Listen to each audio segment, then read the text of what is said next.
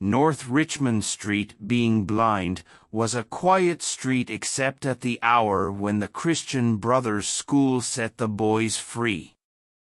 An uninhabited house of 2 stories stood at the blind end, detached from its neighbors in a square ground. The other houses of the street, conscious of decent lives within them, gazed at one another with brown imperturbable faces. The former tenant of our house, a priest, had died in the back drawing-room. Air, musty from having been long enclosed, hung in all the rooms, and the waste room behind the kitchen was littered with old useless papers. Among these I found a few paper-covered books, the pages of which were curled and damp, The Abbot by Walter Scott, The Devout Communicant, and the Memoirs of Vedic. I liked the last best because its leaves were yellow. The wild garden behind the house contained a central apple tree and a few straggling bushes, under one of which I found the late tenant's rusty bicycle pump. He had been a very charitable priest. In his will he had left all his money to institutions and the furniture of his house to his sister. When the short days of winter came, dusk fell before we had well eaten our dinners. When we met in the street, the houses had grown somber. The space of sky above us was the color of ever-changing violet, and towards it the lamps of the street lifted their feeble lanterns. The cold air stung us, and we played till our bodies glowed. Our shouts echoed in the silent street. The career of our play brought us through the dark, muddy lanes behind the houses, where we ran the gauntlet of the rough tribes from the cottages to the back doors of the dark, dripping gardens where odors arose from the ash pits, to the dark, odorous stables where a coachman smoothed and combed the horse or shook music from the buckled harness. When we returned to the street, light from the kitchen windows had filled the areas. If my uncle was seen turning the corner, we hid in the shadow until we had seen him safely housed. Or if Mangan's sister came out on the doorstep to call her brother into his tea, we watched her from our shadow peer up and down the street. We waited to see whether she would remain or go in, and, if she remained, we left our shadow and walked up to Mangan's steps resignedly. She was waiting for us, her figure defined by the light from the half-opened door.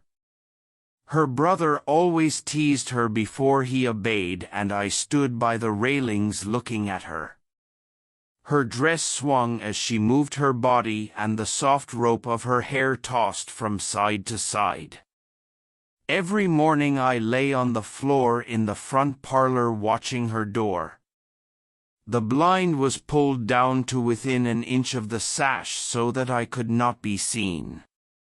When she came out on the doorstep, my heart leaped. I ran to the hall, seized my books, and followed her.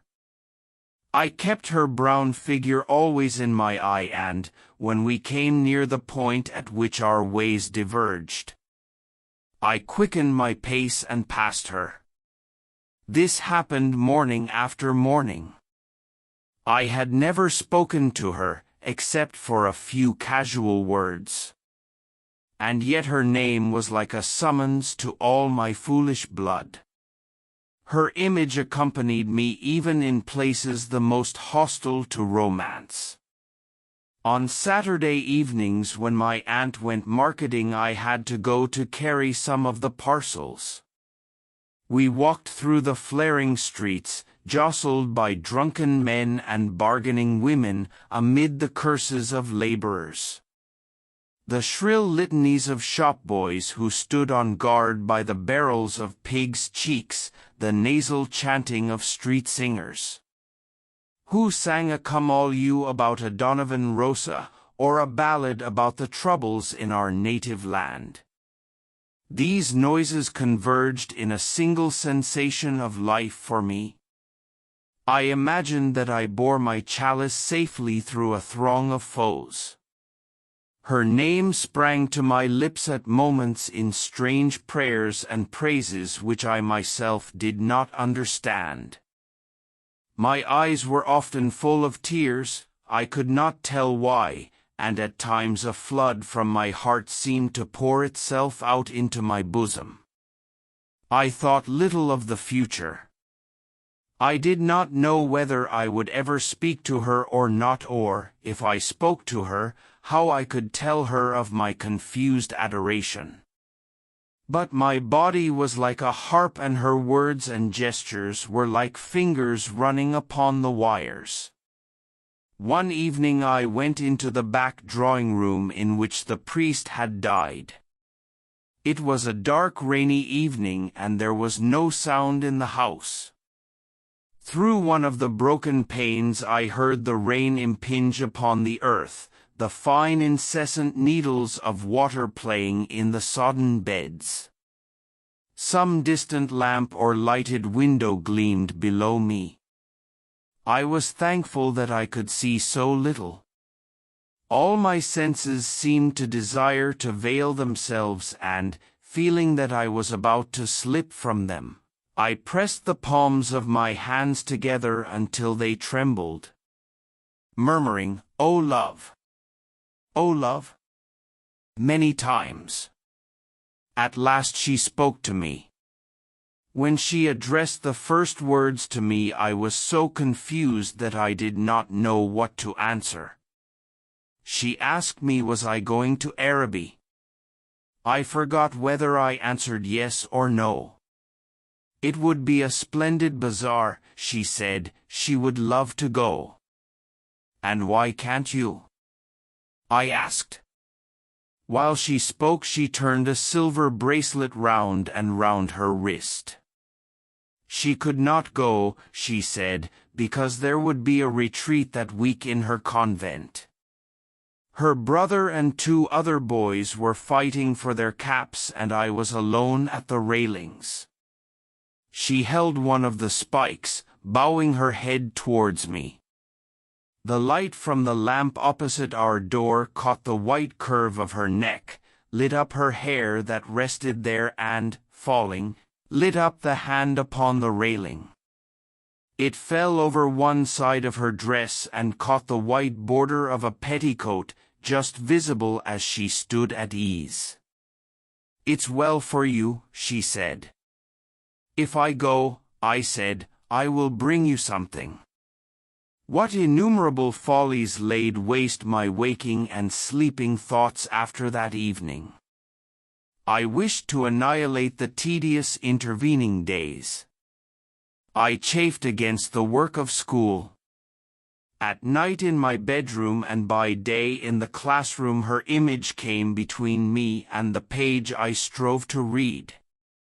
The syllables of the word Araby were called to me through the silence in which my soul luxuriated and cast an Eastern enchantment over me.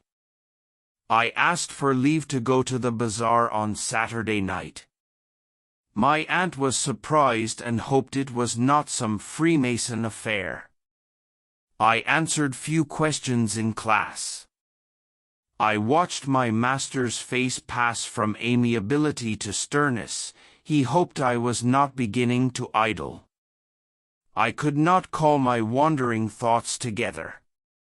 I had hardly any patience with the serious work of life which, now that it stood between me and my desire, seemed to me child's play, ugly monotonous child's play.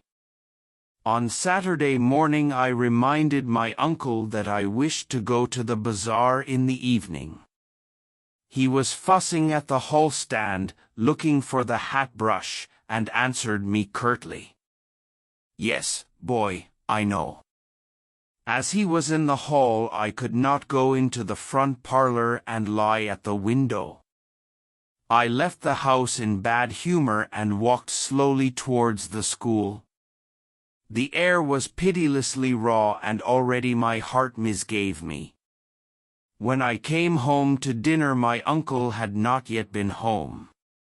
Still, it was early. I sat staring at the clock for some time, and, when its ticking began to irritate me, I left the room. I mounted the staircase and gained the upper part of the house. The high, cold, empty, gloomy rooms liberated me, and I went from room to room singing. From the front window I saw my companions playing below in the street. Their cries reached me weakened and indistinct, and, leaning my forehead against the cool glass, I looked over at the dark house where she lived. I may have stood there for an hour, seeing nothing but the brown-clad figure cast by my imagination, touched discreetly by the lamplight at the curved neck, at the hand upon the railings, and at the border below the dress. When I came downstairs again, I found Mrs. Mercer sitting at the fire. She was an old garrulous woman, a pawnbroker's widow who collected used stamps for some pious purpose. I had to endure the gossip of the tea-table. The meal was prolonged beyond an hour, and still my uncle did not come. Mrs. Mercer stood up to go. She was sorry she couldn't wait any longer. But it was after 8 o'clock, and she did not like to be out late, as the night air was bad for her. When she had gone, I began to walk up and down the room, clenching my fists. My aunt said, "I'm afraid you may put off your bazaar for this night of our Lord." At 9 o'clock I heard my uncle's latchkey in the hall door. I heard him talking to himself, and heard the hall stand rocking when it had received the weight of his overcoat. I could interpret these signs. When he was midway through his dinner, I asked him to give me the money to go to the bazaar. He had forgotten.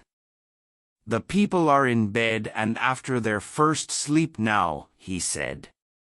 I did not smile. My aunt said to him energetically, "Can't you give him the money and let him go? You've kept him late enough as it is." My uncle said he was very sorry he had forgotten. He said he believed in the old saying, "All work and no play makes Jack a dull boy." He asked me where I was going, and, when I had told him a second time, he asked me did I know the Arab's farewell to his steed. When I left the kitchen, he was about to recite the opening lines of the piece to my aunt. I held a florin tightly in my hand as I strode down Buckingham Street towards the station. The sight of the streets thronged with buyers and glaring with gas recalled to me the purpose of my journey. I took my seat in a third-class carriage of a deserted train. After an intolerable delay, the train moved out of the station slowly. It crept onward among ruinous houses and over the twinkling river. At Westland Row Station, a crowd of people pressed to the carriage doors, but the porters moved them back, saying that it was a special train for the bazaar. I remained alone in the bare carriage. In a few minutes the train drew up beside an improvised wooden platform. I passed out onto the road and saw by the lighted dial of a clock that it was 10 minutes to 10. In front of me was a large building which displayed the magical name. I could not find any sixpenny entrance, and, fearing that the bazaar would be closed, I passed in quickly through a turnstile, handing a shilling to a weary-looking man. I found myself in a big hall girdled at half its height by a gallery. Nearly all the stalls were closed, and the greater part of the hall was in darkness. I recognized a silence like that which pervades a church after a service. I walked into the center of the bazaar timidly. A few people were gathered about the stalls which were still open. Before a curtain, over which the words Café Chanton were written in colored lamps, two men were counting money on a salver. I listened to the fall of the coins. Remembering with difficulty why I had come, I went over to one of the stalls and examined porcelain vases and flowered tea sets. At the door of the stall a young lady was talking and laughing with two young gentlemen. I remarked their English accents and listened vaguely to their conversation. "Oh, I never said such a thing." "Oh, but you did." "Oh, but I didn't." "Didn't she say that?" "Yes. I heard her." "Oh, there's a fib." Observing me, the young lady came over and asked me did I wish to buy anything. The tone of her voice was not encouraging. She seemed to have spoken to me out of a sense of duty. I looked humbly at the great jars that stood like Eastern guards at either side of the dark entrance to the stall and murmured, "No, thank you." The young lady changed the position of one of the vases and went back to the two young men. They began to talk of the same subject. Once or twice the young lady glanced at me over her shoulder. I lingered before her stall, though I knew my stay was useless, to make my interest in her wares seem the more real. Then I turned away slowly and walked down the middle of the bazaar. I allowed the 2 pennies to fall against the 6 pence in my pocket. I heard a voice call from one end of the gallery that the light was out. The upper part of the hall was now completely dark. Gazing up into the darkness, I saw myself as a creature driven and derided by vanity, and my eyes burned with anguish and anger. The end.